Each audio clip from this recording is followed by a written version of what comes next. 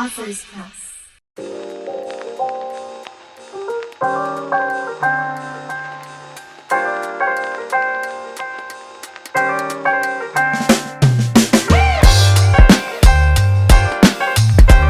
I'm with the author of All Seasons We Waited, Hamilton Farms of Terry County, established 1902, Dr. Barbara ten Brink. Barbara, as we start, can you tell us about your journey to becoming an author and what inspired you to write All Seasons We Waited, Hamilton Farms of Terry County, established 1902? Welcome to our show. I'm so glad to meet everybody. I wrote a book about my family's cotton farm, established in 1902. Can you imagine? One farm in one family for over 120 years. And my inspiration was, I was in the farm during cotton season. It's between May and October. The poem describes the cotton process. In May, preparing the fields, and then hoping beyond hope that the little seeds will germinate, and then there'll be enough rain for the seeds to grow, the seedlings, and then of course hoping that the plants will make the cotton bolls. And that is the goal of the cotton farmer, to harvest those cotton bolls. What was your process like in writing this book? Did you conduct research or draw from personal experiences? Thank you. I sat in my cotton field. There's no house, there's no running water. I sat in my cotton field on an ice chest, and this epic poem flowed from my pen. The point being is that I was inspired while sitting in my field, and I wrote the poem while I was there in one writing, no editing, just beautiful inspiration around me. What I want my listeners to know is that the cotton field is actually hibiscus plants. So many of you may have hibiscus flowers in a pot on your front porch. This is miles and miles of hibiscus. So imagine how beautiful that is. When we drive through the highways, we see the cotton fields, but we don't realize that they're actually flowering plants that we grow for the purpose of swaddling the seed in cotton that we all wear. Now, my sweater is probably acrylic, but my t-shirt is cotton.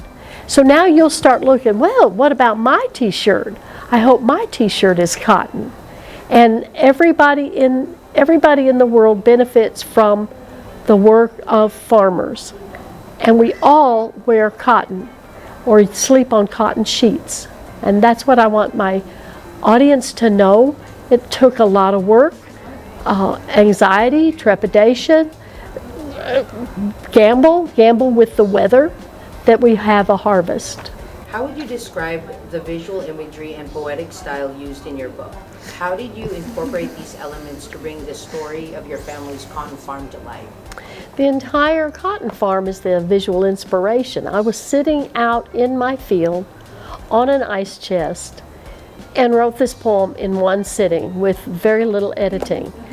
The point being is that you're seeing miles and miles of actual garden, hibiscus plants, and you can't help but be inspired by the beauty of it. Now, some people see the vastness, and it becomes seeing the forest for the trees, and that's true. So if you focus on one plant, you realize it's a beautiful flowering plant that produces a product that all of us benefit from. Now, can you share any insights or advice for aspiring writers who are looking to embark on their own writing journey? Thank you so much. Audience, keep a journal. Pay attention to things around you. Nature is a great inspiration. Running water, flowering plants, a massive tree. Look at nature around you, but keep a journal. Record thoughts as they come to you. You're going to forget them by the end of the day. And in all of my books, I ask my readers to record their inspiration in a journal, maintain a journal. It is part of you. Your journal becomes part of you. In your book overview, you mentioned the challenges faced by farmers, such as insects, weeds, and drought. How did you capture these obstacles in your writing, and what message do you hope readers take away from it? I'm very happy with the flow of this poem, and then I diverge from the rhyming of the poem to list exactly what your question asked me. This is not an easy industry. It's an incredible industry, but what we hope is that the tiny plants will persevere.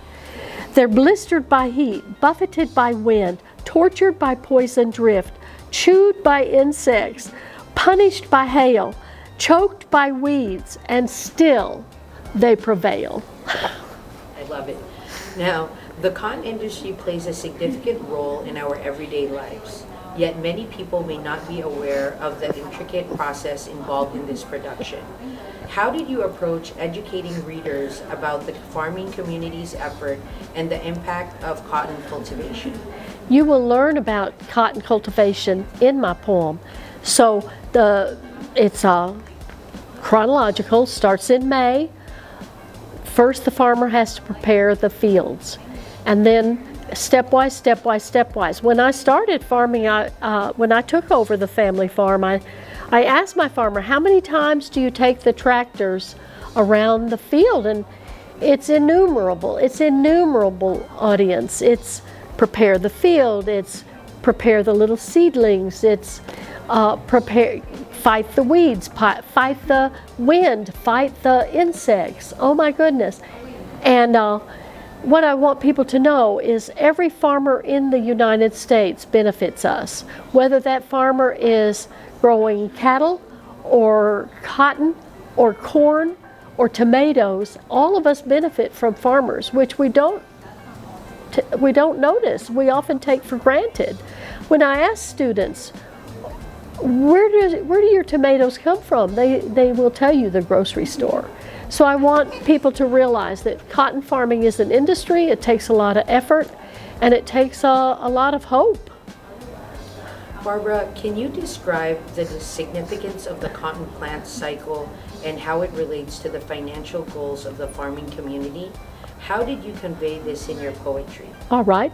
I want you to know it costs a lot of money to even start your farm. You have to buy the seeds, buy the gasoline for the tractors, buy tires for the tractor. You have to hire people. And then it's a process, and it's a life cycle. So what you hope to happen is that every step of that life cycle ends in a product, which is the fruit of the hibiscus plant is cotton.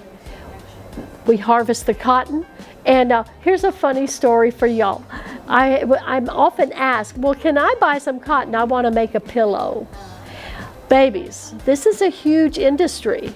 We sell our cotton on Wall Street. Cotton is sold to China, India, other countries. I don't have a storehouse of cotton that I can give people for their pillows.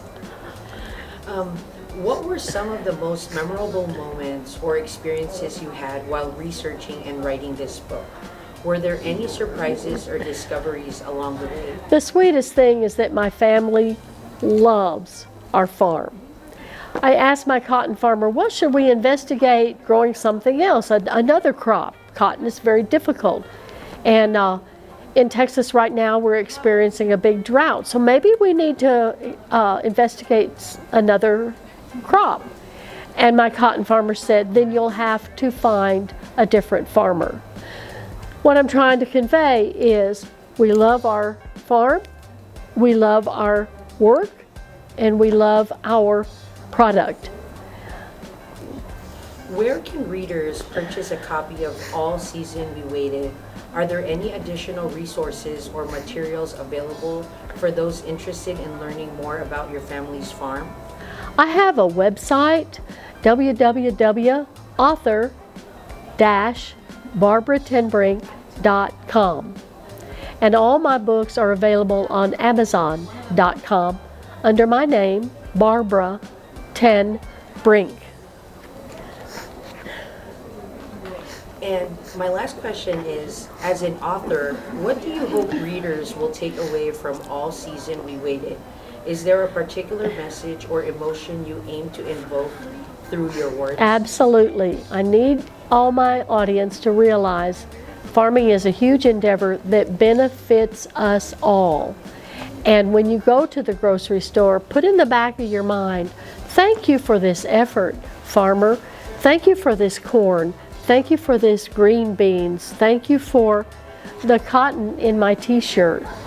I also want to share with you, I'm so excited about this. This is my university, the University of Texas at Austin, their magazine.